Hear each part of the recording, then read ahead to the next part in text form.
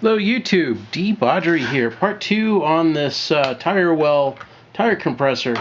So the first thing I did was I took off the end caps, and they've got a foam seal on them to keep dirt and stuff out.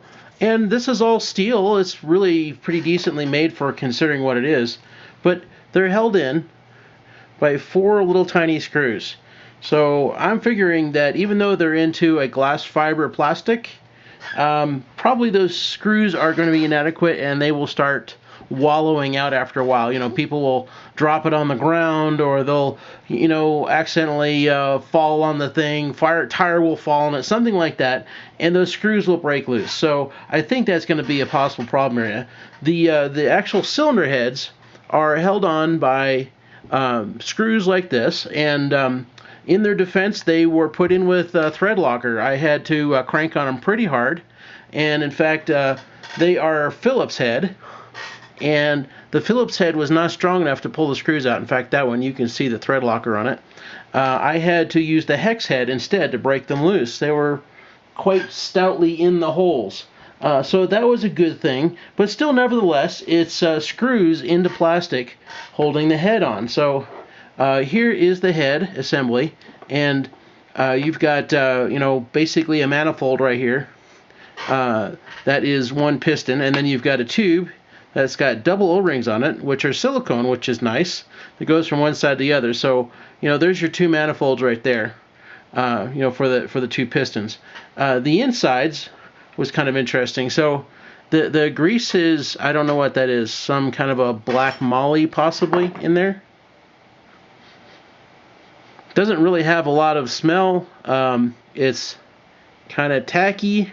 I wouldn't really call it a super slippery grease, probably more of a thin grease, but it has a molybdenum smell to it, so I'm going to guess it's some kind of a black moly.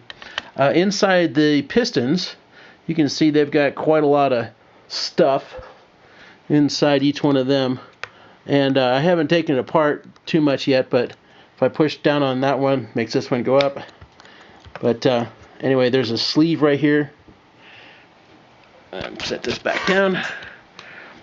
So there's your actual cylinder sleeve, and the inner surfaces are, well, greasy, and I don't know how I can show up on camera, but they are pretty smooth. I'm going to say that was done pretty well. And the wall thickness is probably 2 millimeters thick, so a decent amount of metal there, but absolutely nothing there whatsoever that's holding it all together.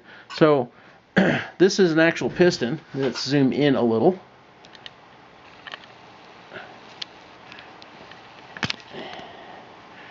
There we go.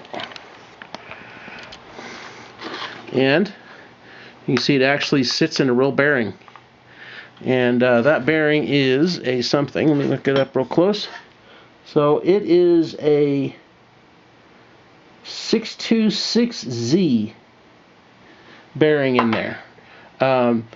This is a little bit interesting. The center of this bearing has got some kind of a wallowed out thing, mashed metal in there, so you would have to machine that off before you could slide the thing out if you had a problem with that bearing.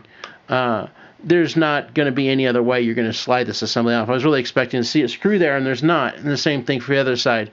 However, there is a little flywheel back in here, and it does have a screw. So that's what's actually sitting on the shaft, and I'll bet you anything that hex head screw right there is securing the whole entire assembly to the actual motor shaft. All right, so the gasket on the piston, which is all metal. It's a cast piece. So I forget what you call this kind of an O-ring. It's a one-way O-ring. In other words, going up, it expands out. Going down, it kind of compresses together. So I think the actual drawing stroke on this might actually be from inside here. And that's probably what that's about. Is that's your air filter for the whole thing. Because this top part right here is kind of open. So if I put this back in place, right here, yeah, this part right up here this doesn't really have a tight fit. It's just sort of loose there. So I bet you anything that foam allows air to be drawn in into this crankcase area. So when the piston goes down, it's pulling in air from there. That's probably how that works, is my guess. But maybe not. Alright, so anyway, let's take this thing apart a bit more. First thing I'm going to do is see if I can't turn that up. Yeah, so I don't know how you're supposed to get to that Allen head screw inside there. It is not in an easy place to get access to. So I'll take this thing apart a little bit more. Anyway, some value engineering in here. These screws are definitely too small for the legs. You know, in the side panels, this is all 2mm steel. So, you know, you've got fairly heavy-duty parts into glass fiber plastic with overly small screws. The actual cylinders going into a piece of plastic that's glass reinforced, that's okay, and they were red thread locked in, so that's good too.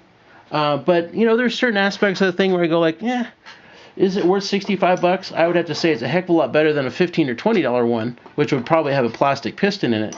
But is this thing like really well engineered? I would have to say they cut corners. So I'll do another video here in a minute. Just thought you'd like to see where I got so far.